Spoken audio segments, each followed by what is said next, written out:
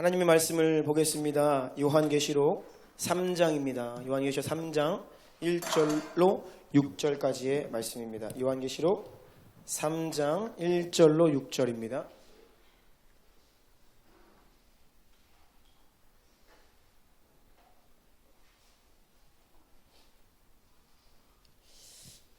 찾으실 분들은 또 성경을 피시고 또 앞에도 말씀이 나오니까 같이 우리가 한 1절부터 6절까지 번갈아 읽도록 하겠습니다.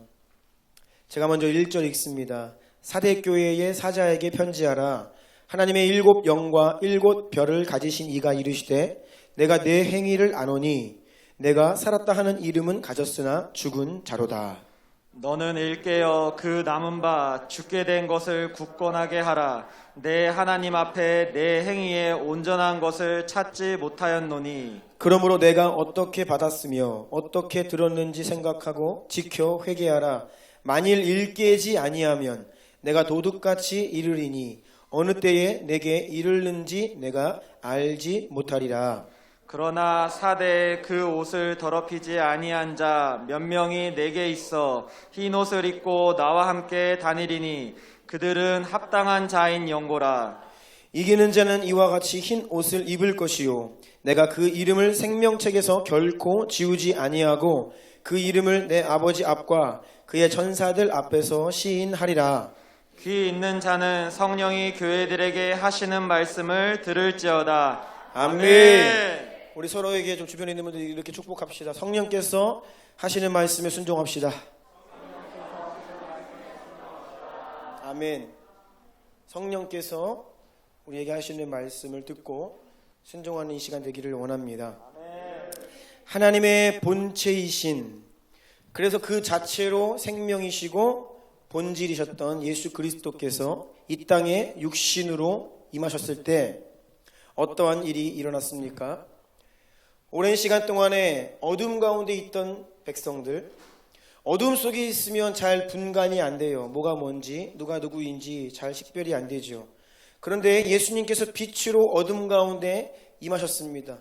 그러니까 예수님께서 비추시는 그 빛 때문에 영적인 실체들이 드러나기 시작했습니다. 스스로 하나님의 백성이라 여겼고 당연히 아브라함의 후손들이라고 스스로 생각했던 이스라엘 백성들 가운데 명백한 구분이 일어나기 시작했습니다. 어떠한 구분이었습니까? 진짜 생명을 가진 하나님의 백성들과 그럴듯한 종교의 껍데기는 가지고 있었고 혈통적으로는 아브라함의 후손들이었지만 그 속에 생명이 없던 자들의 실체가 낱낱이 드러났습니다. 예수님이 이 땅에 오셨는데 두 부류로 나뉘어지는 거예요. 예수님을 영접하는 사람이 있고 영접하지 아니하는 사람들이 있습니다.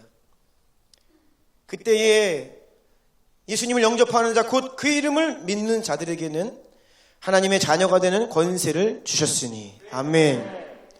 혈통적 아브라함의 후손들이 하나님의 자녀가 아닙니다. 예수 그리스도를 영접하는 자, 그들이 하나님의 자녀라고 말씀하십니다. 진짜 하나님의 백성과 껍데기만 하나님의 백성, 구분이 일어난 거예요.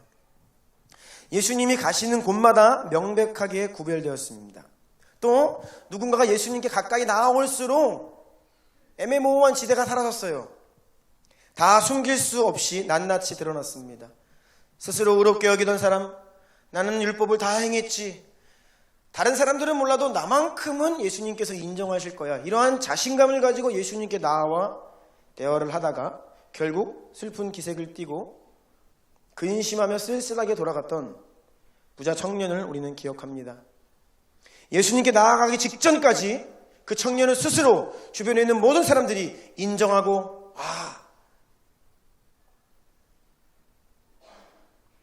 다른 사람들은 몰라도 저 청년만큼은 하나님의 백성이지. 하지만 예수님께 나아가면 숨길 수 없습니다. 여러분, 교회 가운데 성령의 음성이 들려지면 그 앞에서는 더 이상 숨길 수 없습니다.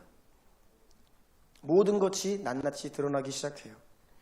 에덴에서 범죄한 인간이 죄를 범하니까 이 죄의 여러 가지 증상들이 있잖아요. 그 중에 한 가지가 무엇이었습니까? 하나님 앞에서 무언가 숨길 수 있다라고 착각을 하는 거예요. 무화과나무 잎사귀를 가지고 자신의 수치를 가려보고 나무 사이에 숨어서 하나님을 숨는 거예요. 그렇게 하면 숨을 수 있을 줄로 착각하고 있는 것이죠. 하지만 아담아 네가 어디 있느냐 하나님의 음성 앞에 그 무엇도 숨길 수가 없는 것입니다. 성령께서 이 주님이 오시기까지, 주님이 재림하시기까지의 이 역사는 하나님의 인내하시는 은혜의 시즌입니다. 하나님께서 심판을 유보하시고 기다리시고 참으시고 주의 백성들, 구원받지 못한 사람들을 주님의 백성들로 초청하시는 시간이 바로 예수 그리스도의 재림 때까지 인류 역사예요. 그런데 이제 마지막 때가 다가올수록 성령께서는 작정하시고 이제 개입하십니다. 영적인 실체들을 말씀하시기 시작하십니다. 이제는 여러분 겉모습은 더 이상 중요하지 않습니다. 형식과 껍데기로 여러분 명함을 내밀 수가 없습니다.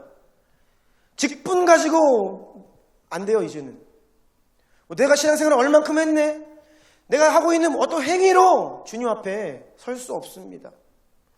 정말 내 안에, 여러분들 우리 안에 나는 생명을 가지고 있느냐, 나는 본질을 붙들고 있느냐, 나는 진짜 하나님의 백성이냐, 영원한 생명을 나는 소유했느냐, 이것이 이제는 다 드러나게 되는 거예요. 성령께서는 코로나 팬데믹, 이 혼란한 이 시간들을 통해서 지금 이 작업을 하고 계십니다. 마지막 시대의 어두움은 더 깊어가지만 동시에 우리 안에 생명이 있다면 그 짙은 어둠 가운데 그 빛은 더 환히 빛날 것입니다. 시간이 지나면 지날수록, 마지막 때가 다가오면 다가올수록 어떤 사람들은 기름이 말라가며 안절부절 못해서 그 바닥에 드러나지만 슬기로운 다섯 처녀는 넉넉히 준비한 기름으로 끝까지 신랑을 기다릴 것입니다. 주스 때가 다가올수록 알곡은 무르익고 고개를 숙이지만 쭉정이는 뻣뻣이 고개를 들고 있는 거예요. 이 구분이 지금 일어나고 있습니다. 여러분, 세상은 말할 것도 없고요, 주의 몸된 교회 안에 성도들 가운데 스스로 하나님의 백성이라 생각하고 있는 이 무리들 가운데 이 구분이 일어나고 있는 시대가 바로 지금 오늘 이 시대라는 것입니다. 여러분, 어떻게 예수 그리스도 반석 위에 세워진 진정한 교회가 조금 어려운 상황을 만났다고 무너져 버립니까? 예수 그리스도 십자가 생명으로 값주고 사신 성도가 어찌 조금 비바람이 몰아친다라고 해서 거기에 휩쓸려 갈 수가 있겠습니까? 만약 그렇게 무너져 내린다면, 그렇게 휩쓸려 간다면 반석 위에 세워진 교회가 아닌 거예요. 강서경제님, 저 여기 모니터 좀 꺼주시겠어요? 모니터만 좀 꺼주세요. 설교할 동안만요. 예.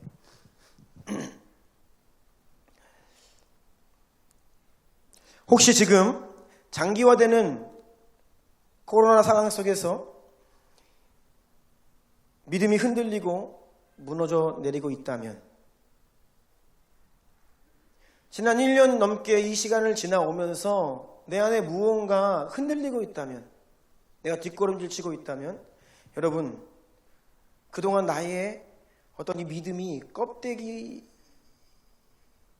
껍데기였던 것은 아닌가 점검해야 됩니다. 내가 행위는 많이 있었고 무언가 열심히 했는데 내 안에 생명이 없었다, 그럴 가능성이 있다는 거예요. 그래서 오늘도 성령께서는 우리에게 말씀하십니다. 회개하고 돌이켜라.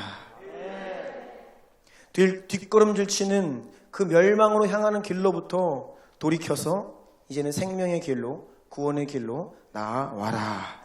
이것이 하나님께서 오늘도 우리에게 말씀하시는 음성입니다. 주님께서는 앞으로 이 작업을 더 거세게 행하실 것입니다. 더 많은 혼란과 어려움들을 허락하시면서 이 구분 가운데 진짜 하나님의 백성들을 구별하시는 작업들을 행하실 것입니다. 그래서 우리는 더욱 본질 위에 서서 준비되어야 합니다. 우리의 인생을, 우리의 내면을 세상의 것, 유한한 것, 이 땅의 것이 아니라 영원한 것, 하나님의 것, 하늘의 것으로 채우며 준비를 해야 합니다. 그리고 우리는 더욱더 훈련되어야 합니다. 여러분, 강하게 훈련되어야 합니다. 부활 생명을 가진 성도들은 나약한 성도일 수 없습니다. 성령이 살아 역사하는 교회는 약해 빠진 교회가 아닙니다.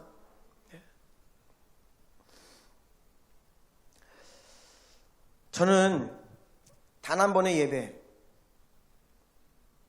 단 한 번의 설교, 또 단 한 번의 기도가 만약 성령께서 그 시간을 사용하시면, 사람을 사용하시고 그 시간을 사용하시면, 그래서 성령께서 역사하시는 카이로스의 시간이 되면 단 한 번의 예배, 단 한 번의 설교, 단 한 번의 기도가 그 사람의 인생을 완전히 뒤바꾸는 능력이 있는 것을 믿습니다. 저는 간절히 바라기를 오늘 이 가운데 저와 여러분 우리 모두에게 이런 카이로스의 시간이 임하기를 축복합니다.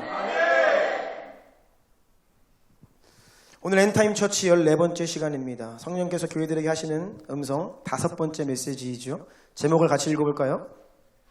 시작. 주여 성령으로 우리를 살리소서. 주여 성령으로 우리를 살리소서. 오늘은 부제가 있습니다. 성령의 역사가 없다면 영적으로 죽은 것입니다.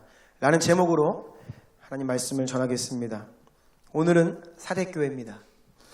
외부로부터 어떤 핍박, 공격 그런 기록이 없어요. 또는 지난 2주간에 걸쳐 살펴보았던 것처럼 이 내부에, 교회 내부에 틈타 있던 어떤 잘못된 가르침이나 이세벨 같은 강력한 미혹에 대한 언급이 전혀 없습니다. 이런 것으로 미루어 볼 때 사대교회는 다른 지역들에 비해 상대적으로 핍박이나 고통이 크지 않았던 것 같습니다. 물론 초대교회 상황은 특별한 언급을 하지 않아도 기본적으로 배경에 깔려있는 어려움들이 있는 것은 사실이지만 상대적으로 사대교회는 나름대로의 평온함, 평화를 누리는 교회였다라고 볼 수 있죠. 그런데 어떤 신학자는 이렇게 말합니다. 사대교회는 평화를 누리고 있었으나 그러나 그 평화는 공동묘지의 평화였다. 오늘 본문 1절과 2절 다시 한번 읽겠습니다. 시작. 사대교회의 사자에게 편지하라. 하나님의 7 영과 7 뼈를 가지신 이가 이르시되 내가 내 행위를 아노니 내가 살았다 하는 이름은 가졌으나 죽은 자로다. 너는 일깨어 그 남은 바 죽게 된 것을 굳건하게 하라. 내 하나님 앞에 내 행위에 온전한 것을 찾지 못하였노니. 아멘. 아멘. 내가 내 행위를 아노니 내가 살았다 하는 이름은 가졌으나 이렇게 말씀하시죠. 여기 보면 행위가 나오고 살았다 하는 이름이 나옵니다. 사대교회는 행위가 있었어요. 살았다 하는 이름도 가지고 있었습니다. 교회의 외형, 의식, 전통, 예배, 사역, 봉사 이러한 등등의 행위로는 이름난 교회였습니다. 활발한 교회였죠. 소아시아 일대에서 좋은 평판이 났고 유명한 교회였습니다. 이것이 사대교회의 행위였고 그들이 가지고 있었던 살았다 하는 이름이었습니다. 하지만 주님께서 내리신 영적인 진단은 죽은 자로다. 너희는 죽어있다. 어떻게 이렇게 좋은 평판이 있고 유명한 교회였고 많은 사역이 있고 활발한 교회였는데 활발한데 왜 죽어있지? 살아있는 것처럼 보이는데요. 어떻게 가능한 것인지를 잘 이해해야 오늘 우리에게 성령께서 하시는 음성을 우리가 이해할 수 있습니다. 성경을 보면 시대는 달랐지만 사대교회의 영적인 상태와 매우 흡사했던 몇몇 케이스들이 있습니다. 이사야 1장으로 갑시다. 11절 12절 읽겠습니다. 시작. 여호와께서 말씀하시되 너희의 무수한 재물이 내게 무엇이 유익하뇨? 나는 순양의 번제와 살진 짐승의 기름에 배불렀고 나는 수송아지나 어린 양이나 순염소의 피를 기뻐하지 아니하노라. 너희가 내 앞에 보이러 오니 이것을 누가 너희에게 요구하였느냐. 내 마당만 밟을 뿐이니라. 아멘. 이 이어지는 말씀들을 쭉 보면요, 하나님께서 이스라엘 백성들의 예배를, 또 그 이스라엘 백성들이 하나님께 가지고 오는 제물들을 가증히 여기신다라고 하세요. 여러분, 가증히 여기신다. 하나님께 드리는 예배가, 하나님께 드리는 제물이 하나님이 그것을 기뻐 받으시는 것이 아니라 가증히 여기신다. 도무지 주님께서 뭐라고 말씀하시냐면, 내가 그거 견디지 못하겠다. 내가 그것을 싫어할 뿐 아니라 그것은 나에게 무거운 짐이다. 내가 너희들이 가지고 오는 그 재물의 짐을 지는 것에 이제는 너무나 피곤하다. 그래서 너희가 손을 들 때에 내 눈을 가릴 것이고 너희가 기도할 때에 내 귀를 막을 것이다. 너무나 가혹하고 준엄한 하나님 말씀입니다. 그렇지 않습니까? 우리가 신앙생활을 하다 보면 잘못하고 연약해서 또 때로는 하나님이 책망도 하시고 또 경고도 하실 수 있는데, 지금 이 이사야 1장에서 하나님이 하시는 말씀들은 그 정도 수준이 아닙니다. 이거는 수위가 상당히 과격하게, 거의 이거는 저주 비슷하게 말씀을 하고 계세요. 사랑하는 하나님 백성들에게 하나님이 책망하시고 견책하시면서 이렇게 말씀하시는 그런 뉘앙스라기보다 거의 그냥 하나님이 원수에게 꾸짖듯이 정죄하듯이 그러한 수위로 과격하게 말씀을 하고 계시는 거예요. 그 내용들을 살펴보면 다른 것이 아닙니다. 백성들이 열심히 있어요. 그럴듯한 종교행위가 있습니다. 제사는 열심히 드립니다. 그런데 그들의 삶이 죄 가운데 여전히 있어요. 사람들 마음이 하나님의 뜻과는 무관해요. 행위는 무성한데 그들의 인생 안에, 그들의 삶 가운데, 그들의 가정 가운데 하나님이 안 계세요. 이사야 선지자로부터 한 세대가 지났습니다. 이제 예레미야 시대가 오지만 또 하나님은 이렇게 말씀하십니다. 예레미야 7장 2절 4절 제가 읽어드립니다. 너는 여호와의 집 문에 서서 이 말을 선포하여 이르기를, 여호와께 예배하러 이 문으로 들어가는 유다 사람들아, 여호와의 말씀을 들으라. 너희는 이것이 여호와의 성전이라, 여호와의 성전이라, 여호와의 성전이라 하는 거짓말을 믿지 말라.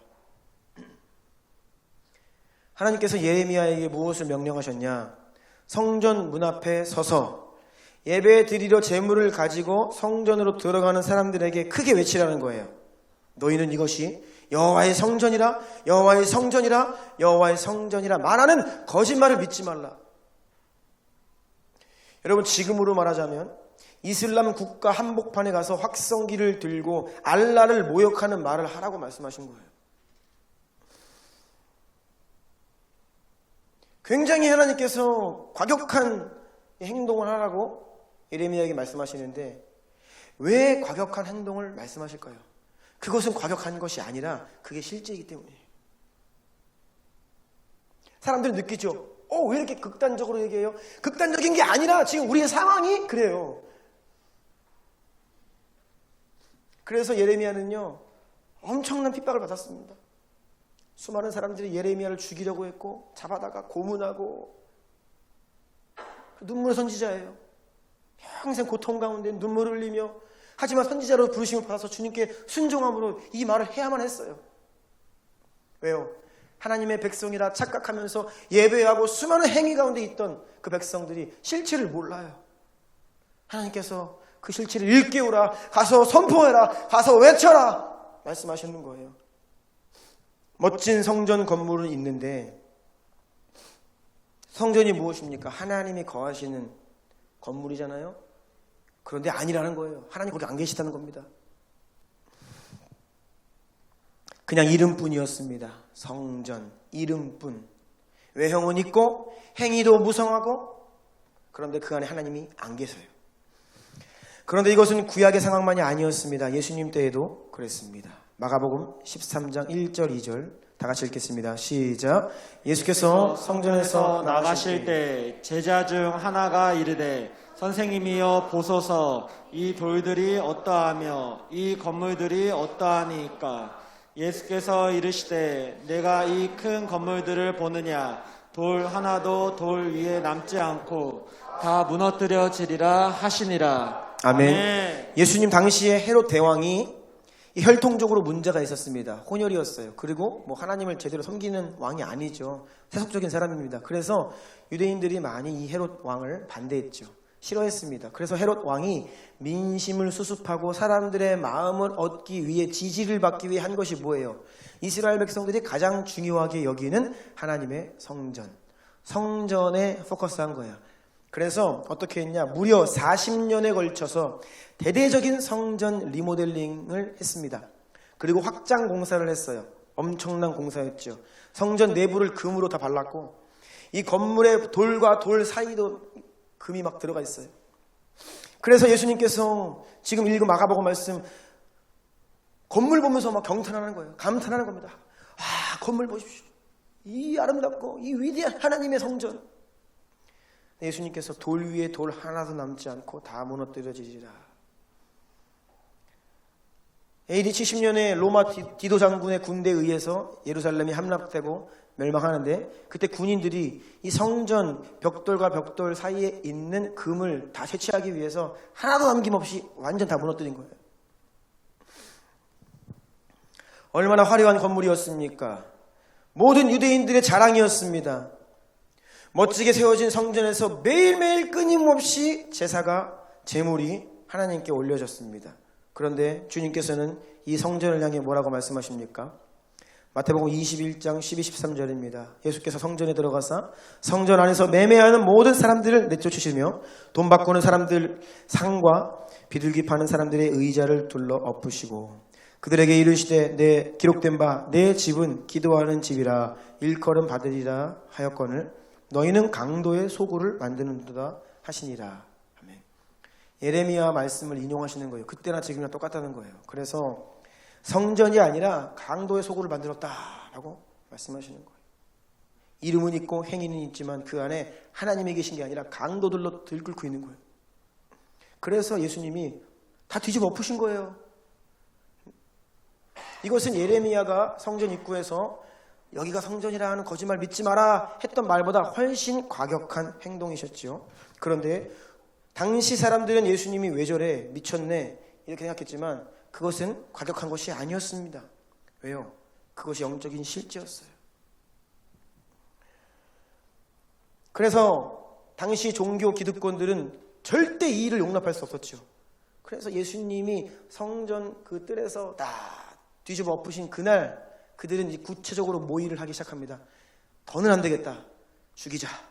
그래서 구체적인 플랜을 세우기 시작하는 사건이 바로 예수님이 성전 안에서 성전을 청결하게 하신 그 사건부터 그들이 예수님을 죽이기 위해 결단을 하게 되는 거예요.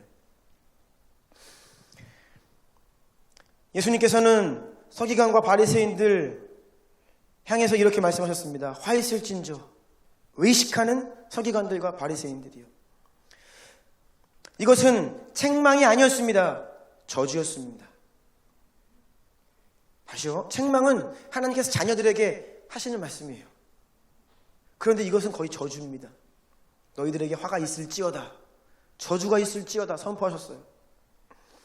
그들의 영적인 상태가 회칠한 무덤 같아서 겉으로 볼 땐 너무나 좋아 보이고 아름다워 보이지만 그 속에는 죽은 사람의 뼈와 온갖 더러운 것이 가득한 회칠한 무덤, 외식하는 자. 여러분, 그렇다면 지금 이 시대 성령께서 교회들을 향해 뭐라고 말씀하고 계실까요? 2007년입니다. 한국교회 대부흥 100주년 기념대회에서 옥하는 목사님께서 다음과 같은 설교를 하셨습니다. 저도 이때 이 현장에 있었는데요. 부분적으로 발췌하여 제가 읽어드리겠습니다. 너무 길기 때문에 제가 부분적으로, 하지만 설교 그대로 제가 읽어드리겠습니다. 옥하는 목사님 설교입니다. 우리가 왜 100년 전 부흥을 다시 사모하고 기다려야 하는지, 그 절박한 이유는 한국교회 다시 살아나야 하기 때문입니다. 한국교회가 다시 사는 길은 100년 전과 같이 다시 성령의 기름 부으심을 받고 교회 안에 악한 것들, 우리 안에 더러운 것들을 다 쓸어내는 회개밖에 없다고 저는 믿습니다. 저는 사대교회를 보면서 오늘의 한국교회를 보는 것 같습니다. 기적 같은 부흥을 경험한 화려한 과거, 5만 개가 넘는 교회들, 1000만의 성도, 세계 제1의 교회, 새벽을 깨우는 대단한 열심, 남에게 뒤지지 않는 헌신, 10,000명이 넘는 선교사들, 많은 헌금, 큰 교회당, 자랑거리가 한두 가지가 아닙니다. 겉으로 보면 한국교회는 절대로 죽은 교회가 아닙니다. 하지만 이 사회가 한국교회를 불신하고 있습니다. 목사의 신뢰도는 오래전부터 하위권이고 교회에 왔다가 실망하여 떠나는 젊은이들이 많고 일반적으로 사람들은 우리를 이중인격자로 보는 것 같습니다. 말하고 행동하고 다르다는 것입니다. 사랑하면서 교회는 왜 그렇게 잘 싸우냐고 비아냥거립니다. 똑같이 돈을 사랑하는 교회, 사회의 각종 스캔들에 교회 다니는 사람이 끼어도 이제는 더 이상 놀랍지 않습니다. 지금 주님께서 한국교회를 보시면 뭐라고 책망하실까요? 이름은 살았으나 죽었다고 책망하시지 않으실까요? 누가 아니라고 변명할 목사가 있습니까? 목사의 입장에 서면 이름은 요란하지만 죽은 교회를 만드는 것이 별로 어렵지 않다는 것을 저는 터득하게 되었습니다. 복음에는 양면성이 들어있습니다. 구원은 믿음으로 받지만 그 믿음의 진가는 순종하는 행위로 검증받아야 된다는 것입니다. 따라서 믿음이 구원의 절대적인 요소라고 한다면 행위는 구원의 필연적인 요소가 됩니다. 따라서 목회자는 믿음과 순종을 똑같이 중요하게 다루고 가르쳐야 합니다. 하지만 교회가 커질수록 말씀대로 순종하는 행위에는 별로 관심이 없고 믿음만 가지고 떠드는 값싼 은혜에 안주하기 좋아하는 무리들이 자꾸만 늘어가는 것을 볼 수가 있었습니다. 그러나 저 자신을 포함하여 한국교회의 많은 목사들은 바울처럼 무엇이든지 거리낌 없이 전하는 용기를 잃어버리고 있는 것 같습니다. 단 것은 먹이고 쓴 것은 할 수 있으면 먹이지 않으려는 나쁜 설교자가 되어가고 있는 것 같습니다. 이런 설교자는 청중에게 인기가 있어서 사람들을 많이 끌어모으는 데는 성공할지는 모르나 행위가 죽은 교회를 만드는 것이 시간 문제라고 생각합니다. 주여 한국 교회를 살려주옵소서. 통회하고 자복하는 영을 부어 주시옵소서. 겉모양은 요란하지만 내면에는 죄악이 쌓여있는 이 한국교회를 주여 불쌍히 여기고 성령을 부어 주시되 통회하고 자복하는 영을 부어 주셔서 이 한국교회를 깨끗하게 해 주시옵소서.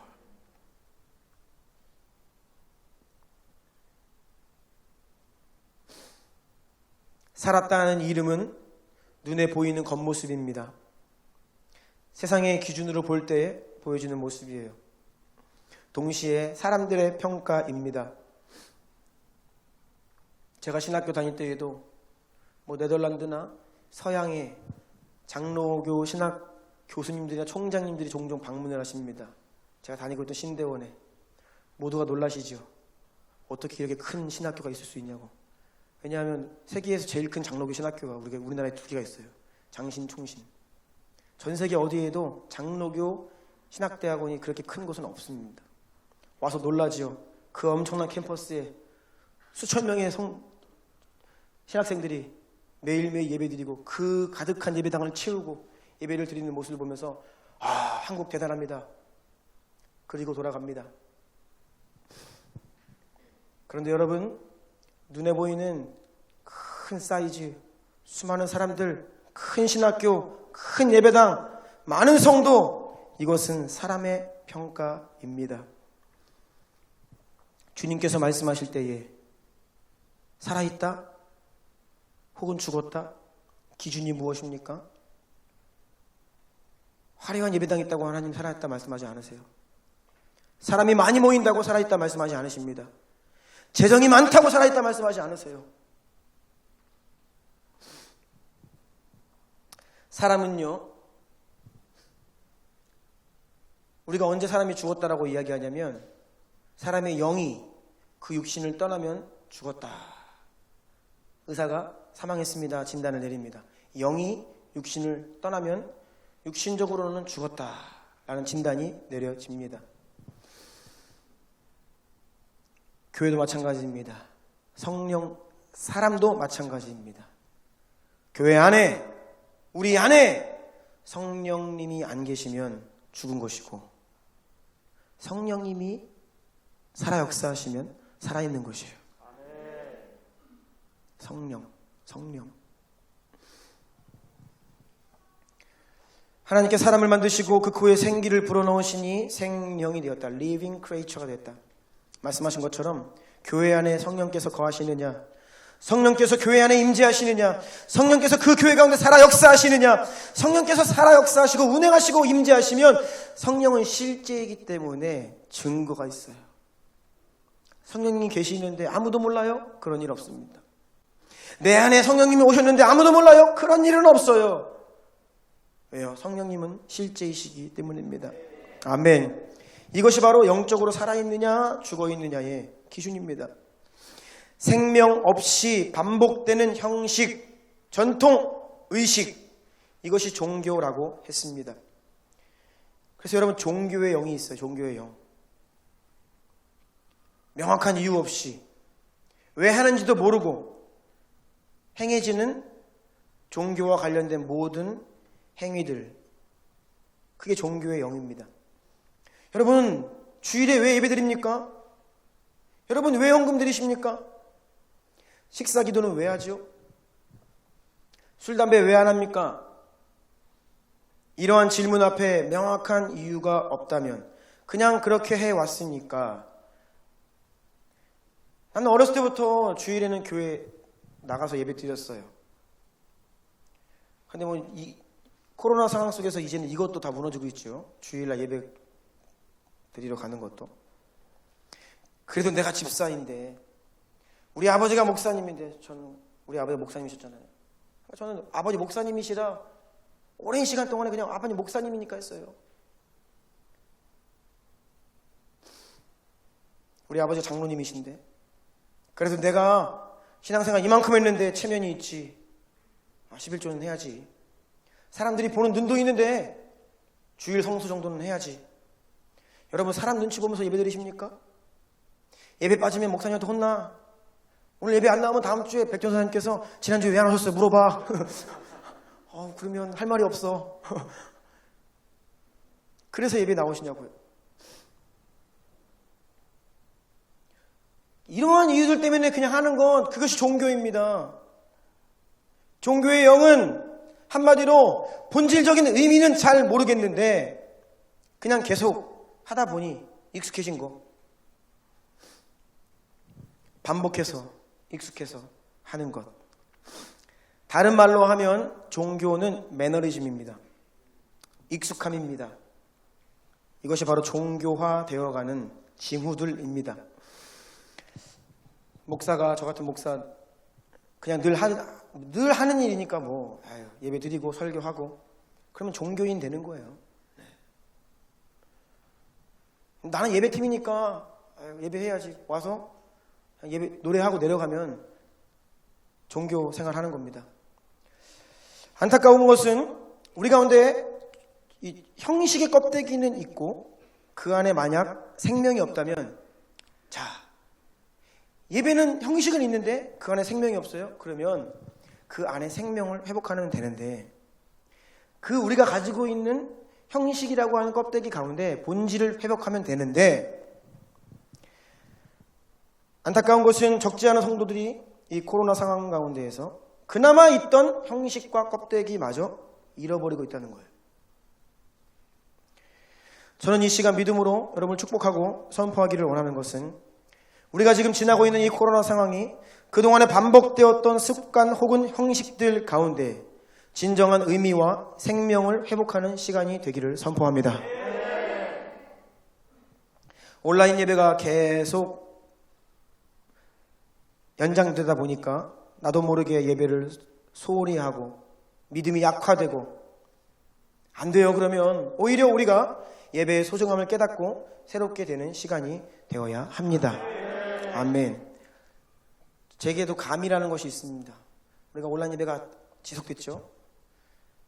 여기 와 계시지 않은 성도님들이 숫자가 대충 있잖아요. 이게 접속자 수를 보면 안 드리는 분이 많이 계세요.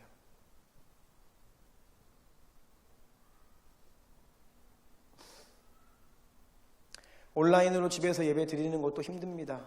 그런데 이제는 주일날 예배 한번 빠지는 건 너무나 쉬운 일이 되어버렸는데요. 여러분, 제가 부탁드립니다. 그렇게 되면 무너집니다. 네. 타협은요, 주일날 예배 드리는 것은 신앙의 마지노선입니다. 이거 무너지면 다른 거 이야기할 것도 없습니다. 주님과 약속이고 공동체가 함께 하는 게 나아가는 시간인데요. 여러분, 이 시간 사수하셔야 합니다. 아멘. 놀러가면서 차 안에서 예배드리고 그러다가 그 끝이 어디일까요? 네. 주일날 우리 노예에 있는 어떤 한 교회는 온라인으로도 하고 하니까, 유튜브로만 하니까 성도들이 예배드리고 있는지 잘 모르겠잖아요. 이제 줌으로도 이제 병행을 하는 거예요. 줌을 딱 해서 들어와라. 그래서 줌으로 얼굴을 보여달라 예배를 드리는 거예요.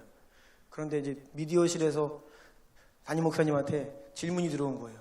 어떤 한 성도가 줌으로 들어왔는데 보니까 산이야, 산. 등산을 하다가 줌으로 들어오신 거예요. 이거 어떻게 할까? 이 화면을 끌까요, 말까요? 목사님께서 정한 장소가 아니면 그 화면을 끄세요. 네, 그러면 안 됩니다. 네, 등산을 하면서 줌으로 예배드리고 있는 거예요. 물론 예배 드리지도 않던 분이, 주일날 늘상 등산 가시던 분이 줌으로라도 들어와서 예배 드리신다 하면 감사한 일입니다. 왜요? 이전에 드리지 않던 예배가 온라인 예배라도 드리시니까. 그런데 반대로 코로나 상황 이전에는 이 자리에서 함께 예배 드리는 성도가 그렇게 1년 넘게 지나다 보니까 온라인 예배, 예배 너무 가벼워지는 거예요. 그러니까 다른 거 하다가 뭐하다 그러니까 이제는 결국 등산까지 가서 관악산 꼭대기에서 접속해가지고. 그런데 여러분, 이것이 우리가 이렇게 재미있게 이야기하지만 굉장히 많은 것들이 무너져 내리고 있는 것입니다. 결코 용납하지 않기를 축복합니다. 아멘. 여러분, 누가 영적인 사람인가요? 어떤 교회가 영적인 교회입니까? 기도 많이 하면 영적인 사람입니까? 성경 많이 읽으면 영적인 사람입니까? 그건 겉모습 껍데기일 수 있습니다. 영적인 사람은요, 성령을 따라 사는 사람입니다. 성령을 따라 진리에 순종하고 성령을 따라 생각하고 말하고 행하고 섬기고 예배하는 자. 영으로 하는 거예요. 영으로 하는 사람, 영으로 사는 사람, 성령으로 사는 사람이 영적인 사람입니다. 영적인 교회는요, 성령을 따르는 교회입니다. 성령의 음성을 듣고 순종함으로 반응하는 교회입니다. 성령의 역사가 있는 교회가 영적인 교회입니다. 아멘. 그런데 이와 반대로 육신으로 사는 인생이 있습니다. 또 혼적으로 사는 사람들이 있습니다. 이게 무슨 말일까요? 내가 육신적으로 산다? 혼적인 삶을 산다? 성령과는 무관하게 사는 거예요. 내 생각대로, 내 뜻대로, 내 마음대로, 아니면 지금까지 해왔던 대로, 전통, 형식, 습관대로 하는 것, 이것이 영적으로는 죽은 상태인 것이에요. 여러분, 우리가 육으로 살고 혼으로 살면 성령과의 소통이 없는 겁니다. 그것이 바로 죽은 상태입니다. 지난 2000년 동안의 교회 전통이 있죠. 초대교회 때로부터 지금 2000년의 시간이 지났죠. 교회 가운데 전통이 있어요. 또 100년이 넘은 한국교회의 전통이 있습니다. 한국교회는 주일 성수, 새벽기도, 수요예배, 금요철학, 금주, 금연, 다양한 모양의 아름다운 헌신의 전통들이 있습니다. 또 시간이 지남에 따라서 모든 각각의 교회들 가운데 전통이라는 것이 생겨납니다. 우리 교회도 이렇게 매일매일 함께 모여 예배 드리다 보면 매일 모여 예배하는 것이 주님교회의 전통이 되어가는 거예요. 그런데 여러분의 삶도 마찬가지입니다. 개인의 신앙생활도 하다 보면 패턴이라는 것이 있고 형식과 겉모양이 생겨납니다. 그 가정 안에 이 신앙의 틀이 생겨나요. 하나님 앞에서 우리는 이렇게 할 거야. 반복해서 하다 보면 그것이 하나의 틀이 되고 전통이 됩니다. 그런데 우리가 깨어 분별해야 되는 것은 결코 그 무언가가 생명 없는 껍데기에 불과한 형식이 되어서는 안 된다는 거예요. 우리는 두 가지를 잘 분별해야 됩니다. 첫 번째는 무엇이냐? 다시 그 안에 본질과 생명이 회복되어야 할, 그 지켜야 할 좋은 전통이 있습니다. 또 아니면 다른 한 가지는, 두 번째는 너무나 빠르게 변해가는 이 시대와 이 시대의 문화에 맞지 않아요, 전통이. 그러면 그것은 과감하게 개혁하고 버려야 할 형식들도 있습니다. 우리가 본질을 사수하고 성령의 불을 꺼뜨리지 않고 정말 영적으로 살아나기 위해서라면 생명까지도 드려야 하지만 비본질적인 것, 우리에게 무거운 짐이 된다? 본질을 추구하는데 거추장스럽다? 이것은 빨리 과감히 정리해야 되는 거예요. 이 두 가지를 우리는 잘 분별해야 돼요. 생명 없이 계속 반복되거나 사실 개혁해야 될 그것을 유지하고 지키려고 붙잡다 보면 성령 역사와 멀어질 수 있다는 것이죠. 제가 백종원 이 골목 식당을 가끔 이 클립으로 이제 인터넷에 올라오면 봅니다. 그러면 이 백종원이 골목 식당 방문해가지고 전문가잖아요, 그렇죠? 맛만 봐도 알고 한번 쓱 스캔하면 무엇이 문제인지 다 압니다. 그래서 솔루션을 줘요. 특히 이제 메뉴가 많으면 다 없애고 한두 개만 남겨라. 해왔던 습관들, 주방에서의 그 패턴들을 다 바꿔줍니다. 새로운, 잘 될 수 있도록. 그런데 버려야 사는데, 바꾸어야 사는데 정말로 많은 분들이 그 쓸데없는 자존심, 잘못된 습관들, 지금까지 해왔던 그 무언가를 버리는 게 이게 보통 힘든 것이 아닙니다. 그래서 오랜 시간이 지나서 1년 후에 가보면 또 그대로 하고 있어. 가르쳐준 대로 안 해요. 옛날에 했던 대로 또 하고. 성령께서 우리에게 이렇게 말씀하십니다. 오늘 본문 2절입니다. 너는 일깨어 그 남은 바 죽게 된 것을 굳건하게 하라. 내 하나님 앞에 내 행위에 온전한 것을 찾지 못하였노니. 일깨어 그 남은 바 죽게 된 것을 굳건하게 하라. 여기서 죽게 된 것, 이것을 보다 정확하게 번역을 하자면 거의 죽기 일보 직전이다. 영적으로 혼수 상태다라는 말입니다. 그러니까 빨리 호흡을 불어넣고 다시 생명을 불어넣어 살려내야 한다 라는 의미예요. 내 행위에 온전한 것을 찾지 못하였다. 여기서 온전하다는 뜻은 우리가 성령 충만하다 할 때 그 충만이라는 단어입니다. 충만, 플레로. 네 행위 가운데 행위는 있는데 그 안에 성령이 없는 거예요. 성령으로 채워져 있어야 할 그릇이 비어있다는 거예요. 그래서 그것을 성령으로 채워야 한다 말씀하고 계십니다. 그래서 성령께서 다시 살아날 수 있는 방법들을 계속해서 말씀하시는 거예요. 3절입니다. 3절. 다 같이 읽어볼까요? 시작. 그러므로 내가 어떻게 받았으며 어떻게 들었는지 생각하고 지켜 회개하라. 만일 읽히지 아니하면 내가 도둑같이 이르리니 어느 때 내게 이르는지 내가 알지 못하리라. 아멘. 아멘. 주님께서 말씀하시는 방법은 내가 어떻게 받았으며 어떻게 들었는지 생각해라. 우리가 어떤 은혜를 받았는지를 생각하라는 말씀입니다. 여러분, 우리 가운데 나는 구원받을 만한 자격이 있어요 라는 분 계신가요? 저는 본래 좀 구원받을 만합니다 라는 분 계신가요? 우리는 죄와 허물로 죽었던 자들이고 우리 각자의 죄값 때문에 영원한 지옥 형벌을 받기에 마땅한 자들입니다. 이런 우리를 주님께서 십자가 생명의 대속으로 우리의 죄값을 다 대신 지불하시고 영원한 생명과 하나님 나라를 선물로 주셨습니다. 여러분, 이 은혜를 결코 잊어서는 안 됩니다. 그런데 이 은혜를 잊고 살아요. 우리는 10,000달란트 빚을 탕감받은 자임을 기억해야 합니다. 그런데 이 은혜를 잊기 때문에 사랑이 식고 마음이 냉랭해지고 겉으로는 살아있는 것 같으나 영적으로는 죽어가는 것입니다. 우리는 이 은혜를 기억하는 자, 그 은혜에 감격하는 자가 되어야 합니다. 어떻게 받았으며 어떻게 들었는지를 기억하지 못하기 때문에 10,000달란트를 탕감받은 자가 집에 돌아가는 길에 100데나리온 나에게 빚진 자의 멱살을 잡고 흔드는 그러한 인생을 살게 되는 거예요. 그래서 용서하지 못하고 싸우고 미워하고 그러면서 자기 스스로를 죽이는 겁니다. 세상과 똑같이 사는 겁니다. 6월절의 은혜, 장자가 다 죽임당하는 그 6월절의 은혜를 받았습니다. 홍해를 건넜습니다. 그런데 이스라엘 백성들이 그 은혜를 잊어버려요. 그러니까 원망하고 불평하기 시작합니다.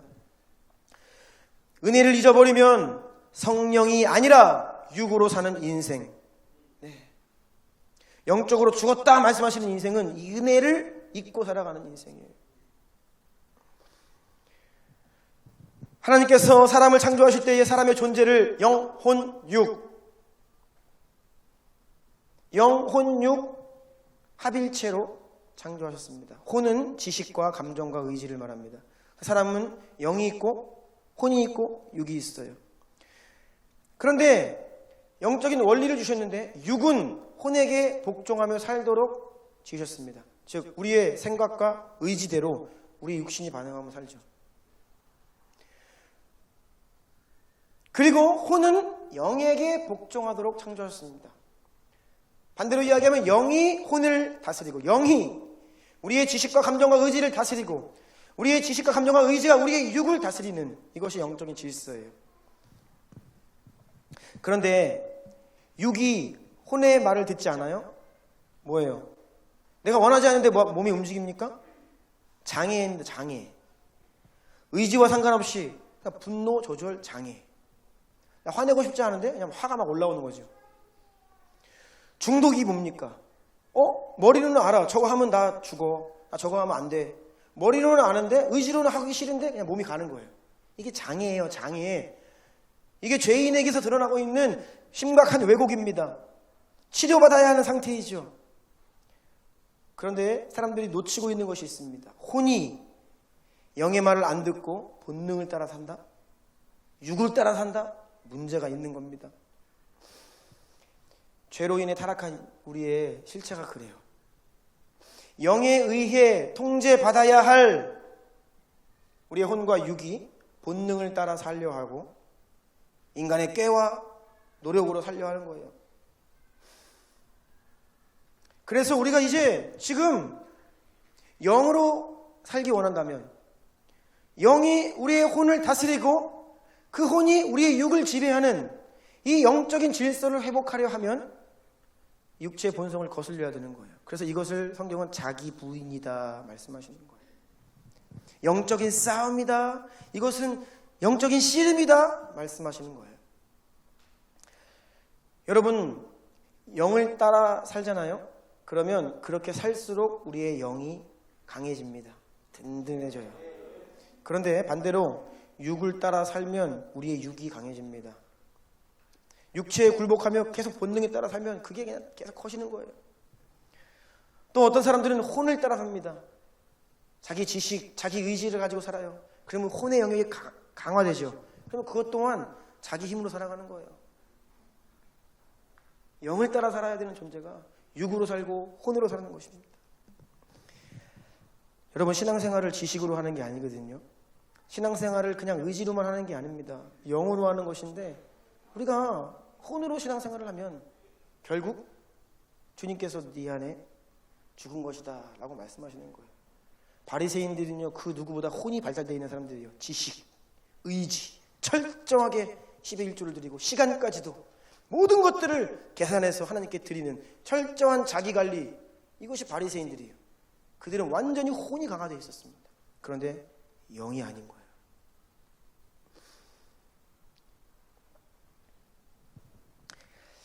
하나님께서 창조하신 질서는 우리의 영이 성령 안에 붙들려서 우리의 삶을 지배하고 통제하고 다스리는 것입니다.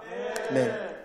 여러분, 인생을 사는데 왜 생기가 없습니까? 성령으로 살지 않기 때문입니다. 우리가 육으로 살면 지쳐요. 생기를 잃어버립니다. 여러분, 왜 냉랭합니까? 마음이 지식으로 하기 때문입니다. 이성과 논리로 신앙생활 하기 때문입니다. 예배가 왜 지루합니까? 너무 길어서요. 그것도 있죠. 우리는 육으로부터 자유할 수 없습니다. 길면 지루할 수 있어요. 그런데 여러분, 정말 지루한 이유는 무엇이냐? 성령으로 예배하지 않기 때문이에요. 종교로 예배하잖아요. 예배가 조금 길어지면 굉장히 지겨워집니다. 그래서 영으로 하지 않는 그것이 우리에게 일상이 되었어요. 심지어는 예배도 영으로 하지 않는 거예요. 그러니까 저는 막 놀라요. 온라인 예배를 30분, 20분 만에 그냥 끝내요. 어떻게 20분 만에 예배를 끝낼 수 있는지 저는. 그렇게 20분 예배 드리고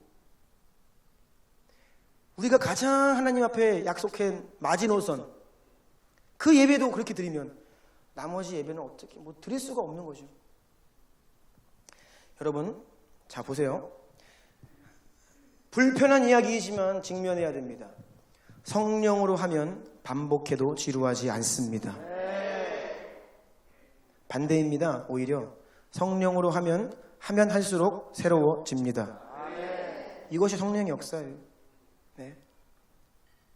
그래서 여러분, 생명이 없는 종교로 예배하면요 태반이 잡니다. 네. 주무세요. 태반이. 그리고 빨리 끝나기를 원하고요. 예레미야가 3장 22, 23절 같이 한번 읽겠습니다. 우리 큰 소리로 읽고 아멘합시다. 하나님 말씀 믿음으로 선포하고 아멘합니다. 시작. 여호와의 인자와 긍휼이 무궁하심으로 우리가 진멸되지 아니함이니이다. 이것이 아침마다 새로우니 주의 성실하심이 크시도소이다. 아멘. 아멘.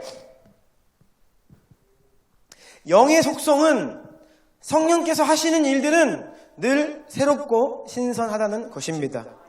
그래서 여러분, 죄송하지만 이제는 이러한 영적인 실상에 더 이상 침묵할 수 없습니다. 신앙생활이 지루하고 따분하고 익숙하다, 벌써 종교화된 것입니다. 영적인 실상은 죽어가고 있는 상태인 것입니다. 하나님의 선하심을 매일 아침마다 새롭게 경험하고 맛보아 아는 것, 이것이 정말 성령과 동행하는 믿음의 삶인 것입니다. 성령님은 실제예요. 그분과의 교제는 실제입니다. 우리가 거듭난다는 것은 성령을 누리면서 그분을 순간순간 매일매일 경험하며 살아간다는 것이에요.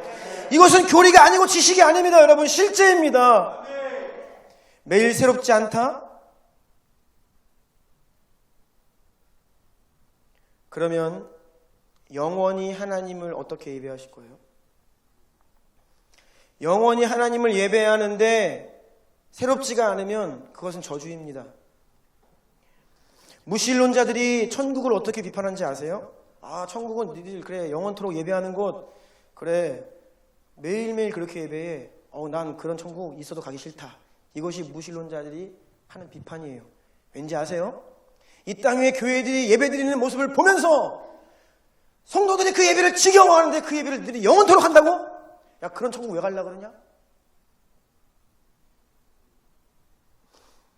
그런 말들 앞에 과연 이 땅의 성도들과 교회들이 아니야, 예배는 그렇게 따무는 것이 아니야, 지루한 것이 아니야 라고 자신 있게 이야기할 수 있는 그런 예배를 과연 우리는 오늘 지금 여기서 드리고 있냐는 것입니다. 우리가 오늘의 예배가 지루하고 빨리 끝내버렸으면 좋겠으면 천국에 왜 가시려고 하는 거예요? 우리가 물어야 된다는 것이에요. 우리 스스로에게. 왜요? 그것은 영원토록 예배하는 곳이라면서요. 여러분, 어떻게 영원토록 예배하실 겁니까? 여기서 1시간 드리는 예배도 지루한데요.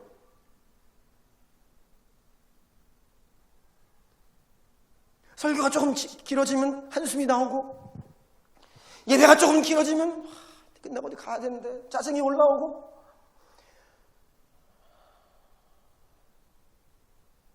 그러면 우리가 여러분, 그럼 영원히 예배하는 천국에 가고 싶다? 그러니까 세상이 교회를 비난하는 거예요. 조롱하는 거예요. 우리 스스로에게 물어야 된다. 저도 저에게 묻고 있어요.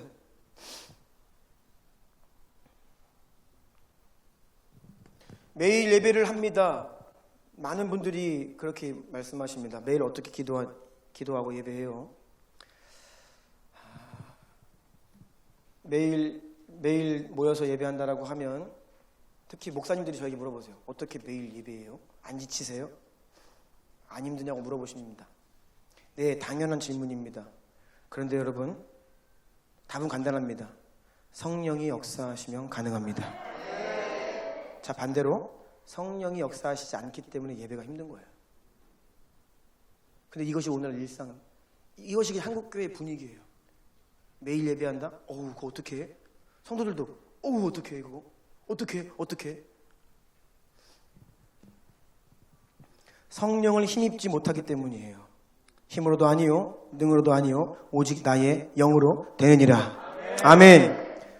그래서 여러분, 계속해서 불편한 질문 앞에 우리가 직면해야 됩니다. 예배가 지루하고 따분하다, 둘 중 하나입니다. 나의 영이 죽어 있든지 그 교회의 예배가 죽어 있든지 둘 중에 하나예요. 예.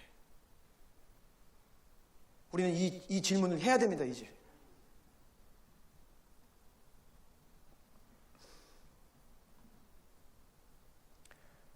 오늘도 우리가 함께 드리는 이 예배가 지루하고 따분하시다면 회개하십시오. 그래야 삽니다.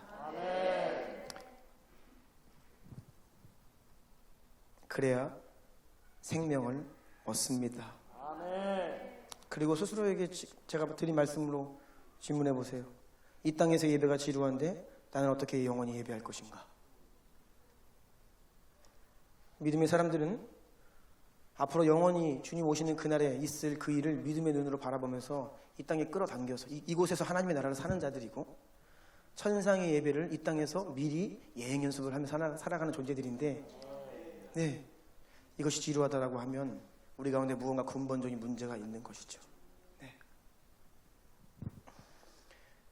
우리 안에 지금 있던 형식들, 틀들, 전통들, 이것들 가운데 그 본질이 아니거든요. 주일날 오전 11시에 드리는 것도 사실 본질이 아니죠. 시간 바뀔 수 있습니다. 오후에 드릴 수도 있고, 그런데 제 생각에는 주일날 오전 11시가 가장 중요한 시간인 것 같아요. 가장 중요한 시간인 것 같아요. 그래서 가장 좋은 시간을, 중요한 시간을 주님께 드린다는 의미에서 11시에 드리는 것 같은데, 시간도 비본질이고, 우리가 모여서 우리 교회 지금 예배 드리면 1시 좀 넘어가고 그러는데 이것도 비본질입니다. 우리가 꼭 2시간 세팅으로 예배를 드려야 됩니까? 2시간 반 세팅으로 예배를 드려야 됩니까? 우리 안에 있는 이런 틀들이 조금씩 벗어나려고 하면 우리는 불편해지고 화가 날 때가 있어요. 그러면 왜 그런지 우리의 중심을 돌아봐야 한다라는 것이에요. 주님은 매일 새롭게 주님의 선하심과 인자하심, 그 사랑을 고백하며 경험하며 살기를 원하십니다. 예, 그것이 진짜 그리스도인의 원래 삶이에요. 우리가 이 은혜를 왜 잊는지 아세요? 새롭지가 않은 거예요. 경험했죠? 십자가를 알지요? 고백합니다. 그런데 왜 은혜를 잊어요? 새롭지가 않은 거예요. 매일매일 그 은혜가 새로워지고, 매일매일 그 하나님의 은혜가 내 가운데 공급되고, 그래서 매일매일 감사와 감격이 내 안에 일어나야 하는데 그것이 없는 거예요. 이스라엘 백성들이 광야 생활을 할 때에 하나님의 만나가 없으면 살 수 없죠. 하나님께서 하늘로부터 기적적으로 만나를 주십니다. 그런데 그 만나를 어떻게 주시냐? 매일 먹을 만큼만 주세요. 여기에 힌트가 있습니다. 매일 먹을 만큼만 주세요. 확 주셔서 1년치 막 주셔서 야 이거 먹고 1년 동안 잘 살아라. 이게 아니에요. 매일 더 많이 거두면 사라져버려요. 너희는 매일매일 나의 은혜와 기적을 경험하며 살아야 살 수 있다는 것을 말씀해 주셨습니다. 아멘. 그런데 육신이 올라오는 거예요. 이스라엘 백성들 뭐라 그랬죠? 지겹다 그랬습니다. 그 은혜, 그 기적 이제 너무나 익숙하다는 거예요. 그러면서 뭐라고 합니까? 다시 애굽으로 돌아가자. 이제는 이 은혜 싫다는 거예요. 매일의 은혜를 거절합니다. 지겹다. 그래서 여러분 우리가 잘 지겹다. 여기 이거 조심해야 됩니다. 지겹다. 제단 위에 불이 항상 꺼지지 않도록 해라 했습니다. 근데 그 불이 꺼지지 않도록 제사장들이 매일매일 아침마다 새로운 나무를 해서 제단 위에 가지고 나아갔어요. 매일매일. 신약의 성도들은 매일매일 피차 권면하여 완고해지지 않도록 하라 말씀하십니다. 히브리 3장 13, 15절입니다. 읽겠어요. 시작. 오직 오늘이라 일컫는 동안에 매일 피차 권면하여 너희 중에 누구든지 죄의 유혹으로 완고하게 되지 않도록 하라. 성경에 일렀으되 오늘 너희가 그의 음성을 듣거든 경노하게 하던 것 같이 너희 마음을 완고하게 하지 말라 하였으니. 아멘. 하나님의 음성이 들려질 때에 우리의 마음이 부드러워서 그 음성을 듣고 아멘, 네, 순종합니다 라고 반응해야 되는데 우리의 마음이 완고해지는 거예요. 딱딱해지는 거예요. 듣지 못하는 거예요. 뭐예요? 영적으로 죽어가는 거예요. 그래서 그리하지 않도록, 죄의 유혹으로 완고하지 않도록 오늘이라 일컫는 동안에 매일매일 피차 권면하여 매일 새롭게 하라는 것입니다. 매일 새롭게 하라. 그래서 매일 말씀 보는 거예요. 그래서 매일 기도하는 것입니다. 완고해지지 않도록. 말씀을 제가 좀 마무리하려고 합니다. 이 밑에 나와주시고요. 성령께서 교회들에게 하시는 말씀은요, 그래서 결국 교회들이 듣고 회개하라는 것입니다.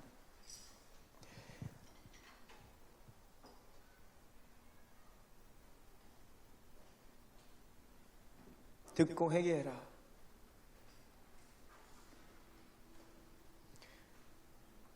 그런데 영적으로 깨어있지 못하기 때문에 들리지가 않고 회개할 수가 없죠. 그런데 그 영적으로 잠들어 있는 우리의 영을 깨우는 것은 회개예요. 어떻게 해야 되죠? 영적으로 깨어있으면 회개하고 영적으로 죽어있어서 들리지가 않고 회개를 못해. 근데 그 영을 깨우는 것이 회개예요.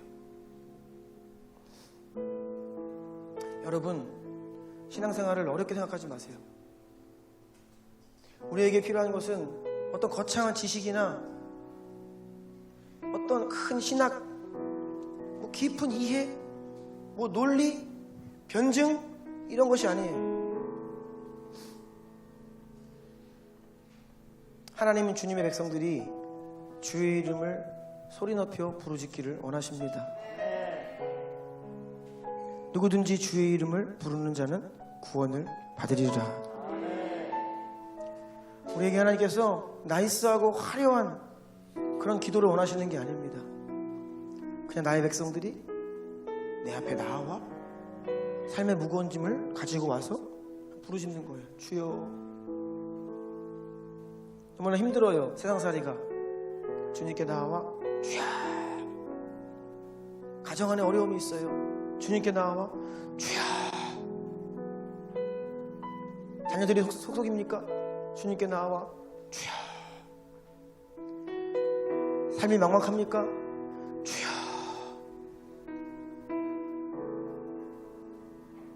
주님께 도움을 구하고 주님 살려주십시오 부르짖고 기도해야 사는데 기도가 안 나와요. 주여.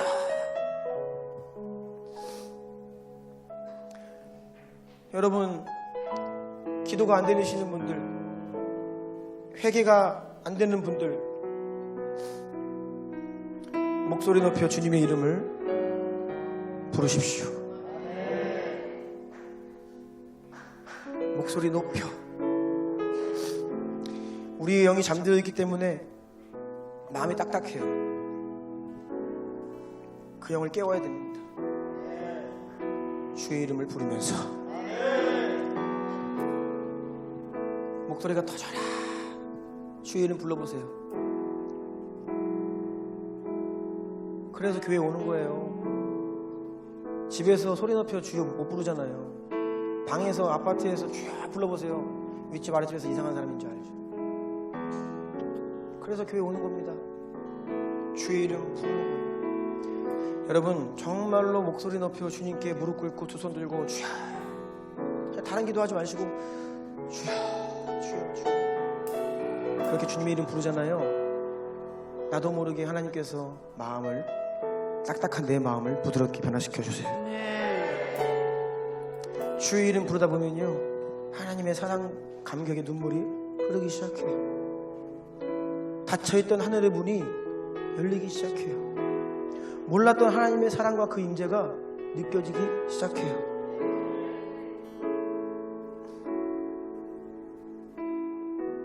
목소리를 높여 주의 이름을 불러 보십시오. 하나님은 그렇게 우리가 깨어나기를 원하십니다. 여러분 안에 내가 지금까지 해왔던 행위들, 살았다는 이름들, 껍데기들, 형식들, 그것보다 더 중요한 것은 그 안에 무엇이 있느냐. 하나님이 정말로 살았다 말씀하시느냐, 아니면 너의 실상은 죽은 자다 말씀하시느냐. 오늘 사대교회를 향한 말씀은 누구도 예외가 아닙니다. 전반적인 저와 여러분 우리 모두 한국교회를 향한 하나님의 예언적인 음성입니다. 여기에 피해갈 수 있는 목사 없습니다. 여기에 피해갈 수 있는 성도 없어요. 우리 다 주님께 엎드려 무릎 꿇고 기도해야 합니다. 주여 성령으로 한국교회 살려주십시오. 주여 성령으로 죽은 내 영 살려주십시오. 주여 성령으로 우리 교회 살려주십시오. 주여 성령으로 망가진 내 인생 살려주십시오. 주여 성령으로 우리 가정 살려주십시오. 주여 성령으로 우리 부모님 내 자녀들 살려주십시오. 우리가 그러한 기도로 주 앞에 나아가기를 원합니다. 우리 그 자리에서 여러분 기도하기를 원해요. 주님께 기도하기를 원하시는 그런 자세로 무릎 꿇기를 원하시는 무릎 꿇으시고, 두 손 들기 원하시는 두 손 들으시고 주님의 이름을 부르세요. 어떻게 기도해야 될지 모르겠다 하시는 분들 그냥 주의 이름 부르세요. 그냥 속삭이지 마시고 목이 터져라 주의 이름 부르세요. 주님의 이름을 부르세요. 100번 1000번이고 주님께 나와 주의 이름을 부르세요. 그러면 주님께서 여러분에게 은총을 베풀어 주실 것입니다. 우리 이 시간 주의 이름을 부르며 기도합시다. 주여 성령이 주여 임하소서. 성령이 임하소서. 성령이여 임하소서. 지금 내게 임하소서. 성령이여 임하소서. 성령이여 임하소서. 성령이여 임하소서. 지금 내게 임하소서. 성령이여 임하소서. 성령이여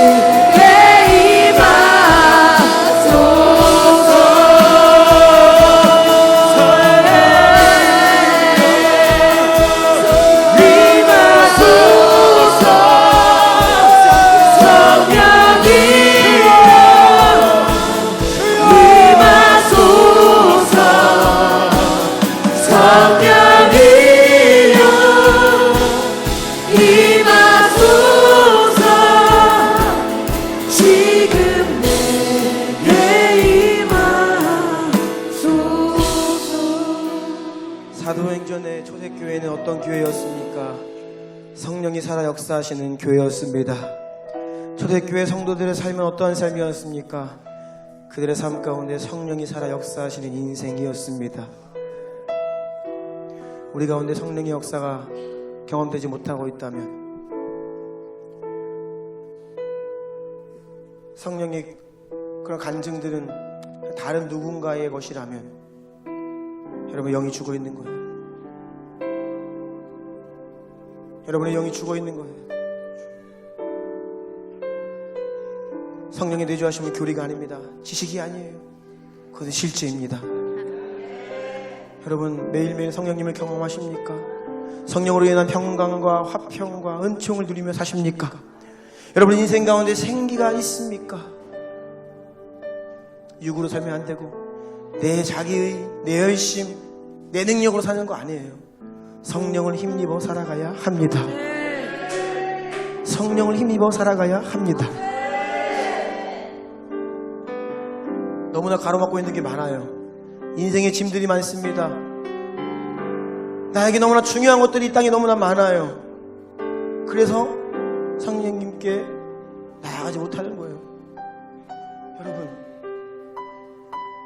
주님이 전부입니다. 주님이 전부예요. 인생을 복잡하게 사시면 안 됩니다. 가진 것이 너무나 많고 나에게 중요한 것이 너무나 많아서 주님께서 가라 하시는데 너무나 무거워 방향을 바꾸지를 못해요. 마치 큰 배가 앞에 장애물이 있는데 못 피해요. 왜요? 너무 무거워서. 가진 게 너무 많아서, 나에게 중요한 게 너무나 많아서. 우리는 성령께서 말씀하시면 즉각 반응하는 성령의 사람들이 되어야 합니다.